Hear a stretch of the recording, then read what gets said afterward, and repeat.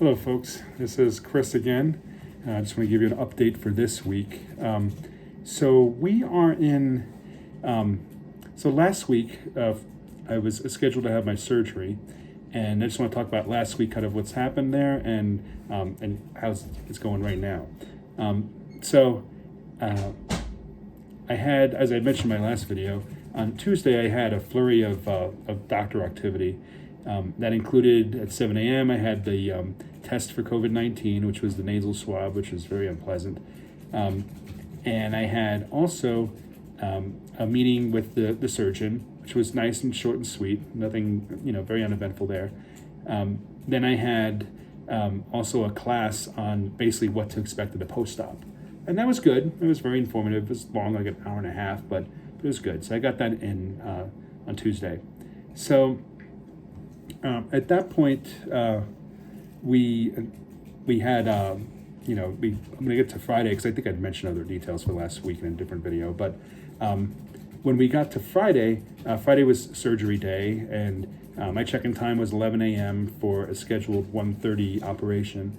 And everything went really smooth. They did, when I was in the hospital, I had to use the day prior and the day of surgery something called HIPAA, which is some sort of surgical cleaning solution. So I used that to wash my abdomen. And it was the day before, and then I showered the night before, and then also the day of. And it's it's an interesting red type of fluid and smells like chemicals, as you'd expect, but that worked okay. So we checked in at 11, and it was nice, easy check-in. I already did a pre-admit, so everything was already in the system. So they really just want to make sure you had someone there to drive you home. So anyway, when they brought me into the pre-op area, they shaved my abdomen, which was one thing they did. And also there was other cleaning protocols that they go through. I had to take some sort of iodine rinse, which I thought was fascinating. And they were saying, of course, due to COVID, it's something that helps mitigate the chance of me transmitting it. Anyway, so I had that, and that was really disgusting. It was mouthwash, but it tastes like iodine. So I don't know if anybody knows what iodine tastes like, but it's not a joyful taste. So had that. Then also they did some sort of, it looked like an iodine equivalent for your nose to swab that as well. So that was not a big deal. And then they do a wash with on your back and on your front abdomen area. Yes, your back and in your abdomen area with some sort of medicated packs of some sort, which like a medicated washcloth, if you will. So they did that. And I even did my legs for that, even my feet, which was kind of strange. I guess to have nothing contaminate at all, the operation stuff. So anyway, so we did that. I also, of course, said they had all the consents in there to make sure we're all on the same page, and we did all that we were there. And then the surgeon came in too, and there was a meet and greet there, and of course I reminded him I'm not giving liver biopsy, and he was totally cool and understood that note. So that was good. That was no issue there. And I met the anesthesiologist, and again, I was just meet and greet. Hi, I'm Mr. Anesthesiologist. Have a great day. So nothing big there. So anyway, so I go into the actual operating room when it was my time to go in, and as I get in there, they have it's kind of weird because they wheeled me all the way in, and I was still awake and everything. And then they transferred me over to the actual surgical bed.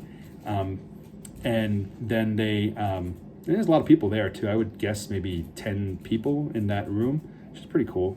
And including the PA for my bariatric surgeon, which I thought was awesome. By PA, I mean physician's assistant. I think the person I'd be seeing follow-ups with. So I really like that they included her along because it's educational for her, hopefully, like my case, like what we did. So anyway, so that was good. So what we did is we at that point they put me under and did the operation, and then it was really interesting. For myself, and everyone is different, but my I am not awesome with the anesthesia. I normally find a lot of difficulties with that, like especially upset stomach, and it hits you like a ton of bricks. And I don't know if it has anything to do with my size. Perhaps they have to give me more than a smaller person. I don't know. I have no idea. I know that when I come out of anesthesia, I do not awesome. And it was weird. So I was in the recovery area after the operation, and I really had a tough time like coming out of the anesthesia for like I couldn't focus. It was like I was just super dizzy. The nurse that was there was talking with me, and I could see she was looking at me and talking, and I could say words back, but it was like I was unconscious, like I was in sleep mode or something. And I was there for a long time. I was there for like 4 hours. Normally they say the turnaround time is like 45, maybe 90 minutes or something. So I was there a really long time. Anyway, it was just really interesting. She was, of course, thank goodness. I always think my opinion, I think the nurses make the health system wherever it is. And this lady was no different. She called in for the anesthesiologist who gave me an injection of something or other to kind of bring me closer out of it, and that's really what I needed. It was crazy because my heart rate was even low. My heart rate was like at 45, which I'd taken pulse and stuff. Like I never near that area, so that was really kind of weird. And I'm glad she was smart enough to bring the anesthesiologist in to get me to the point of, done. So anyway, so they finally brought me to my room. And again, this is on Friday. This is like Friday evening now, we're talking. Early evening, I should say, like around supper time. And in my room, there was one other gentleman that was there for some reason, I don't know, and it was me. And really, the key thing there is, I was having kind of ice chips, and then I think they brought my first meal the following day. But and it was really funny because it was hooked up to, as you would expect, and they still had me on oxygen too at this point, which I thought was interesting. And that wasn't so bad because it was a mask, and but it's like a mask that's like a basket type thing, and it had oxygen coming in the middle, so you're still pretty open to the environment. But they had me on that. They want to be on that till at least 1:30 in the morning on Saturday. So anyway, I was doing that. I had an IV in there, of course, and they there are other machines there as well. So Friday night really kind of sucked, honestly. I really was not. I wasn't really. At least early on, my wife was there, which was awesome, and it was still tough for me to kind of focus. And that wore off, though. I would say maybe about 8 o'clock. I think I was more conscious, which was her time to leave. But it was, and then things got better. I really wanted to rest, but I don't know. I don't find hospital beds to be ultra comfortable, and I like to sleep on my side, and I like moving around was just not awesome to do. But I knew I also, I had to walk, because I know that really is the critical, is after any surgery, you need to walk. This I would think in particular because they blow your stomach up, my understanding, with CO2, and you have to push that out because, it can be painful. And my fear is I don't want it to mask, I want to get rid of that, and I know it's something I do have some control over as my walking, and that helps to disperse that, So I did a walk on Friday night, just a little bit around the ward. I didn't get any rest Friday night and Saturday morning because about every half hour they were coming in to take my vitals, which was really annoying. But I get they have to do what they have to do, but got like no sleep at all. And then Saturday, I started to feel a bit better. I was walking around the ward. I did 3 laps, which was awesome. Again, trying to get that gas out and get your blood kind of pumping. So that's what I did there. And then Saturday I got discharged. Saturday afternoon, early afternoon, they discharged me, which was terrific. I saw my surgeon. Talked to the nurse, and everything was doing good. I mean, I know they generally have certain criteria that they use in order to discharge you, and I know, I'm pretty sure, evacuating something, and I did not have any stool movement at all during that whole time. And this right now is talking to you on Sunday, after that surgery, and I haven't had a bowel movement yet. But I have had a lot of urine, so that's good. It's good to at least get the chemicals out of you. So yes, I came home on Saturday. Saturday, my wife already had everything prepped and everything for here, and it was just nice to be home. So doing liquids at the moment. I don't know if I mentioned also, but I already had all my post-op meds I got last week, so that was good. I was concerned about needing it, not having it available. So, and what I've been trying to do is for my meds I have Lovenox, which is a shot that's an anticoagulant that I have to do in my abdomen every day. I also have 2 different anti-nausea treatments. One of them is a patch right here, and the other is some sort of oral for that also. And then I have omeprazole for an acid reducer, and and a Tylenol painkiller. It's acetaminophen with Vicodin, I believe, mix. So I'm trying to avoid taking that. Some stuff I have to do daily anyway, like the Lovenox and the omeprazole.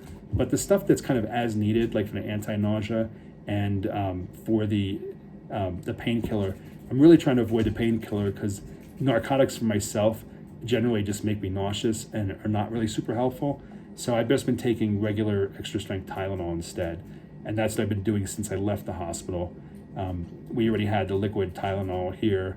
And funny enough, that I took the liquid because I'm trying to not have anything crazy go in the stomach. But even in the hospital, they were giving me big capsules, which I didn't have any problems with it, but I just found it fascinating that given the nature of this operation, that they would give me the horse pills, but I didn't have any problems with it. So maybe it's just my imagination. So right now doing clear broth, and Jello and popsicles, like just those things. For my plan, I have it for 3 days, 3 days post-op, and then I'll go in. Actually, starting tomorrow, I'll be able to step it up to protein shakes. So I'm looking forward to that because I know realistically, I have that bone broth, and you have the 2 to 4 ounces or something of it, and how much? Number one, how much nutrition are you getting out of it? Next to nothing, and number 2. It'll be good to have, at least I know the protein shakes, besides having 30 grams of protein, which is awesome, they are fortified with different vitamins too. So, and I'm not allowed to take vitamins till a week out after the surgery. So it'll be this coming weekend. So everything's doing good. I'm doing at home too. I'm very fortunate. This area is very easy to walk in. So I've been outside just walking with my wife, a little bit. My goal is to do at least twice a day. I know the walking is immensely helpful for like so many reasons. So that's what I'm doing. So everything's going good here. I know I'm looking a little lethargic, but and that's accurate because I'm not getting any calories right now, and that's just how it is. So, but feeling okay. I'm really thankful that my pain is not at the point that I need to have that Vicodin and Tylenol. Extra strength Tylenol seems to be doing the trick.